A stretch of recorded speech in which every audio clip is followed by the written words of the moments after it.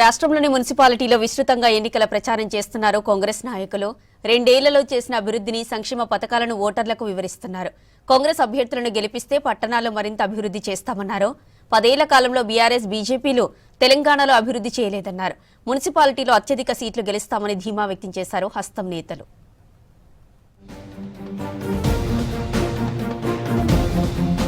తెలంగాణ వస్తే దళితుడిని సీఎం చేస్తానని కేసీఆర్ మోసం చేశారని విమర్శించారు ఎంపీ చామల కిరణ్. నీళ్లు, నిధులు, నియామకాల పేరుతో అధికారంలోకి వచ్చి 10 ఏళ్లు పాలించారన్నారు. కేసీఆర్ కుటుంబానికి నిధులు వచ్చాయని, ఆయన కుటుంబంలోని 4గురికి రాజకీయ ఉద్యోగాలు వచ్చాయని ఎద్దేవా చేశారు. మెదక్ జిల్లా చేర్యాలలో ప్రచారం చేశారు చామల.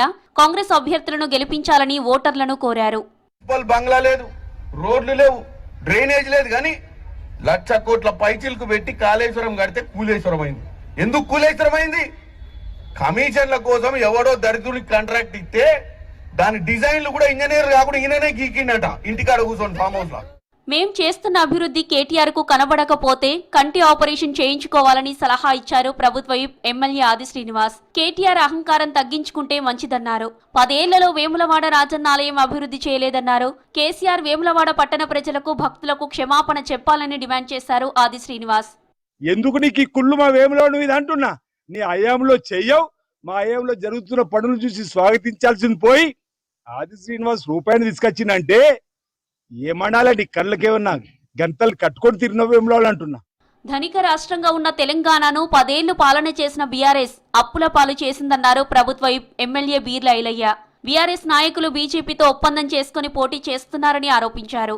యాదాద్రి జిల్లాలో 6 మున్సిపాలిటీలలో కాంగ్రెస్ జెండా ఎగరవేస్తామన్నారు ఐలయ్య. కనీసం ప్రతిపక్ష హోదా కూడా నిర్వహించని బీఆర్ఎస్, బీజేపీ ఇలా చేతగాక ఒక దద్దన్న లెక్క ధనిక రాష్ట్రంలో పనిచేయని వాళ్ళు ఇలా అప్పుల తెలంగాణలో మేము పనిచేస్తుంటే ప్రజల నుంచి వస్తున్న ఆదరణ చూసి ఓర్వలేక చిల్లర మల్లర రాజకీయాలకు తెరలేపుతున్నారు. స్మార్ట్ సిటీ నిధుల్లో రాష్ట్ర సర్కారు వాటా సగం ఉందన్నారు ఎమ్మెల్యే నాయిని రాజేందర్ రెడ్డి. కరీంనగర్ అభివృద్ధి మొత్తం కేంద్రమే చేసినట్లు బండి సంజయ్ ప్రచారం చేస్తున్నారన్నారు. కులమతాల పేరుతో ప్రజలను రెచ్చగొట్టి బతుకుతున్నారని విమర్శించారు. దమ్ముంటే బండి సంజయ్ అభివృద్ధి గురించి చర్చించాలని సవాల్ విసిరారు రాజేందర్ రెడ్డి. కులాలను రెచ్చగొడతాం, మతాలను రెచ్చగొడతాం, లేదంటే ప్రాంతీయ తత్వాలను రెచ్చగొడతాం. మా జీవితం అంతా మేము ఇట్నే బతుకుతాం, రెచ్చగొట్టుకుంటేనే. మేము అభివృద్ధి చేయకున్నా కుల మతాలని, ప్రాంతీయ తత్వాలను రెచ్చగొట్టుకుంటేనే ప్రజలతోటి బతుకుతాం. దేవుళ్ళ పేరు పెట్టి బతుకుతాం. దేవుడు ఎవరి దగ్గర మాకు లేడా? కరీంనగర్ కార్పొరేషన్లో కోట్లాది రూపాయల అవినీతి జరిగిందని ఆరోపించారు ఎమ్మెల్యే మేడిపల్లి సత్యం. బీఆర్ఎస్ కార్పొరేటర్లు కండువా మార్చుకొని బీజేపీ నుంచి పోటీ చేస్తున్నారన్నారు. కేంద్ర మంత్రిగా బండి సంజయ్ వేములవాడ, కొండగట్టుకు నయా పైసా నిధులు తేలేదన్నారు. ప్రధాని మోదీ వచ్చినా వేములవాడ ఆలయం అభివృద్ధి చెందలేదన్నారు మేడిపల్లి సత్యం. మోడీ గారు వచ్చిన దేవాలయాన్ని కూడా కనీసం ₹1 ఇచ్చినటువంటి పాపాన పోలేదు. ఎంతసేపు ఎన్నికలు రాగానే హిందూ జపం, 4 అబద్ధాలు మాట్లాడి ఓట్లు వేసుకోవడం తప్ప ఓటేసిన తెల్లారి మళ్ళీ ఎవరు కూడా కనబడరు.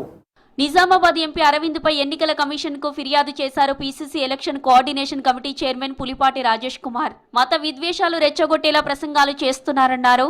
ఎంపీ అరవింద్ పై చర్యలు తీసుకోవాలని election commission secretary Lingya Naik ను కోరారు పులిపాటి రాజేష్.